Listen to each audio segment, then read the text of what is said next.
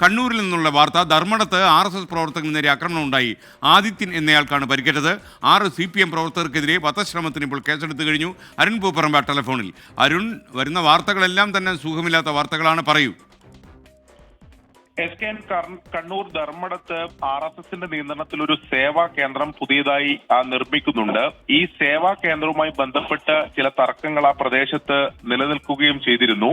അതിനിടെ ഈ സേവാ കേന്ദ്രം ആക്രമിക്കുന്നതിന് വേണ്ടി 2 ബൈക്കുകളിലായി എത്തിയ 6 അംഗ സംഘം, CPM പ്രവർത്തകരായിട്ടുള്ള 6 അംഗ സംഘം അങ്ങോട്ടെത്തി എന്നതാണ് പോലീസിന്റെ പ്രാഥമിക അന്വേഷണത്തിൽ കണ്ടെത്തിയിട്ടുള്ളത്. ഇത് തടയാൻ ആദിത്യൻ ശ്രമിച്ചു. അങ്ങനെയാണ് ആദിത്യന് നേരെ ആക്രമണം ഉണ്ടായത്. CPM പ്രവർത്തകർ കയ്യിൽ കരുതിയിരുന്ന ആയുധങ്ങൾ ഉപയോഗിച്ച് ആദിത്യനെ വെട്ടിപ്പരിക്കേൽപ്പിച്ചു എന്നതാണ് പോലീസിന്റെ FIR-ൽ പറയുന്നത്. ആദിത്യന് ഇപ്പോൾ സാരമായി തന്നെ പരിക്കേറ്റിട്ടുണ്ട്.